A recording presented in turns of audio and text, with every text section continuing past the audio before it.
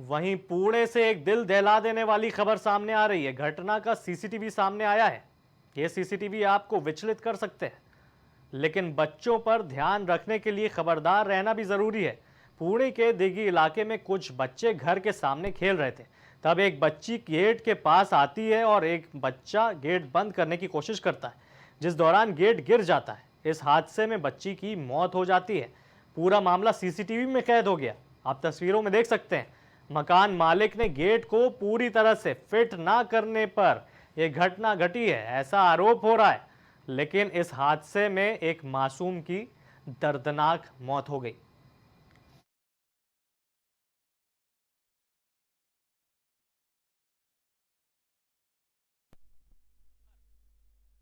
जहां पर आप सीसीटीवी में देख सकते हैं, एक बच्ची जाती है, टहलते हुए जा रही है। वहां पर गेट जो होता है, आप देख सकते हैं, वहां पर गेट हटा दिया जाता है। आप देखिए तस्वीरों में, गेट बंद करने की कोशिश कर रहा है एक लड़का। उसी दौरान अब आप देखिएगा, गेट गिर जाता है एक लड़की पर। ये तस्वीरें विचलित कर सकती हैं, आपको दिखा नहीं सकते। पूरा गेट, लोहे का भारी भरकम गेट, एक छोटी सी बच्ची, एक मासूम बच्ची पर गिर जाता है, तो जाहिर सी बात है उसकी मौत तो निश्चित है।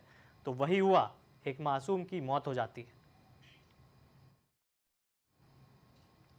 आज के समय में सभी अच्छा करियर बनाने की चाह रखते हैं। वहीं बात करें तो विभिन्न कोर्सेज में प्रवेश के लिए प्रवेश परीक्षाओं में शामिल होना होता है। प्रवेश परीक्षा में अच्छा स्कोर करने के लिए उम्मीदवार को अच्छी और सही तैयारी करनी होती है। अगर आप भी एक स्टूडेंट हैं या एक छात्र छात्रा के अभिभावक हैं और आप अपने बच्चों को अच्छी पढ़ाई करने के लिए ऑनलाइन या ऑफलाइन कोई से कोचिंग कराए, इसको लेकर कंफ्यूज हैं, तो आपको ये खबर देखना बेहद जरूरी।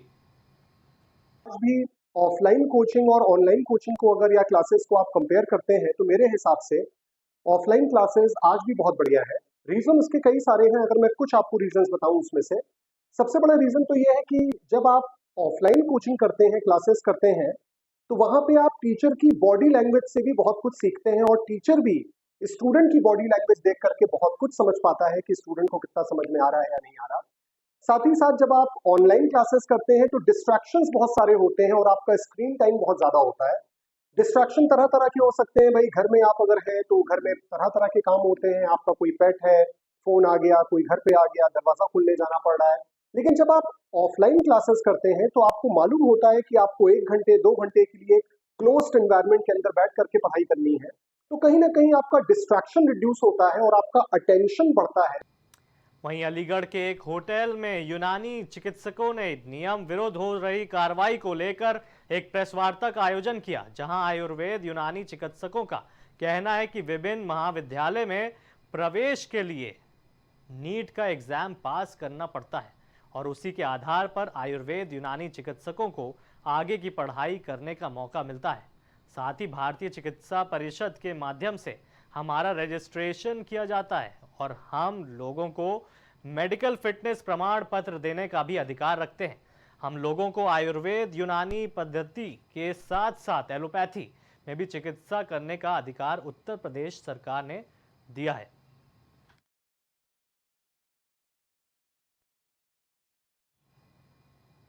वहीं खबर यूपी की राजधानी लखनऊ में जुमे की नमाज के बाद मुस्लिम समाज के लोगों ने बड़े इमामबाड़े पर पाकिस्तान के खिलाफ जमकर प्रदर्शन किया। दरअसल पाकिस्तान में लगातार हो रहे शियाओं के नरसंहार से भारत के मुसलमान काफी आक्रोशित हैं, जिसके बाद अब भारतीय मुसलमान भारत के सरकार से पाकिस्तान के बॉयकॉट की अपील कर रहे हैं।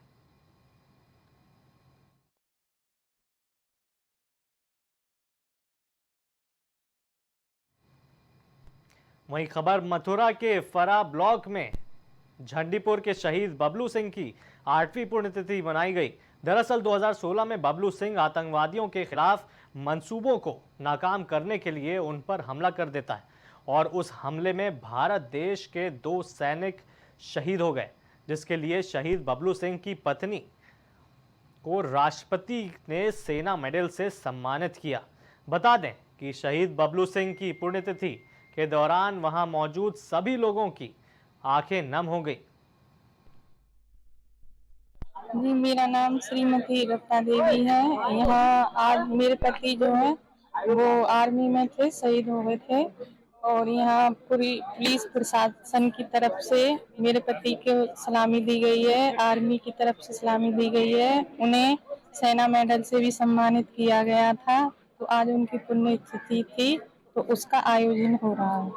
आज यहाँ पर अमर शहीद बबलू सिंह भाई की जो स्मृति कार्यक्रम श्रद्धांजलि समारोह है और भाई को सेना द्वारा सम्मानित भी किया गया था और भाई की जो शहीद दिवस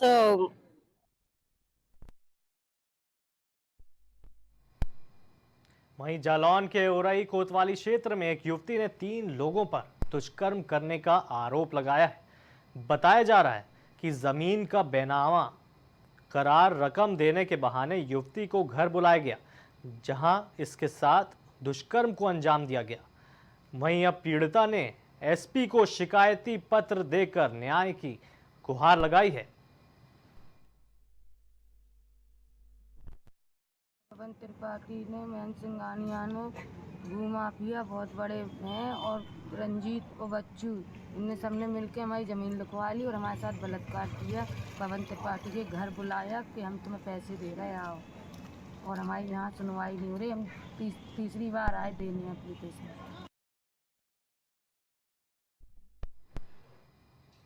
वहीं खबर ललितपुर से है, जहां पुलिस ने व्यापारी और भाजपा नेता सहित 3 लोगों के सरकारी राशन के चावल की कालाबाजारी करने के मामले में गिरफ्तार कर न्यायालय में पेश किया है।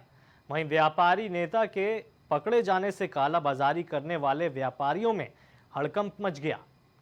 पुलिस अधीक्षक मोहम्मद मुश्ताक ने प्रेस वार्ता के दौरान बताया कि राशन की दुकानों पर गरीबों को रियायती मूल्य पर जनता को उपलब्ध कराए जाने वाले सरकारी योजनाओं जैसे पीडीएस, एमडीएम, आईसीडीएस के फोर्टिफाइड राइस की फर्जी तरीके से बिल बनाकर कालेबाजारी करने के संगठित गिरोह के सरगना अनिल जैन उर्फ अंचल जैन को गिरफ्तार किया गया है। देखिए, जो एक संगठित गिरोह के रूप में जो सरकारी योजनाओं में जैसे पीडीएस है, एमडीएम है, उसमें जो चावल इस्तेमाल होता है जो कि रियायती दरों पे लोगों को मिलता है, उसको जो है एक गिरोह के रूप में कुछ लोगों के द्वारा जो है जो उस चावल को की कालाबाजारी जो है वो लंबे समय से कर रहे थे। उसमें पूरे गिरोह को जो है वो पकड़ा गया है और अभी इनका जो मुकदमा भी इसमें भी लिखा गया था, जिसमें लगभग 357 क्विंटल जो है चावल बरामद हुआ था।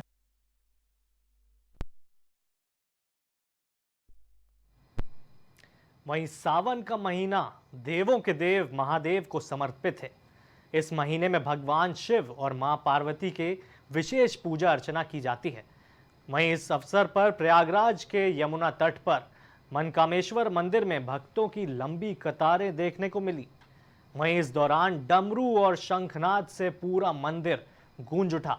आपको बता दें कि मनकामेश्वर मंदिर के ब्रह्मचारी श्री धरानंद ने बताया कि जो लोग सच्चे हृदय से सावन के पवित्र मास में भगवान मनकामेश्वर की पूजा अर्चना करते हैं, उनको भगवान मनकामेश्वर का विशेष फल मिलता है।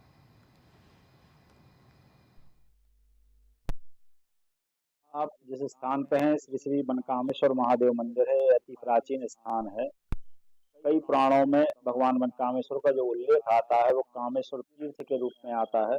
त्रेता में भगवान राम जब संगम क्षेत्र में आए थे, उन्होंने भी सीता जी सहित यहाँ जलाभिषेक किया था और उनकी जो वन की यात्रा है वो सफल संपन्न हो, ऐसी कामना की थी। तभी से भगवान यहाँ विद्यमान है। जो भी सच्ची श्रद्धा से इनका पूजन अर्चन करता है, उसकी जो भी मनोकामना होती है वो पूर्ण होती है।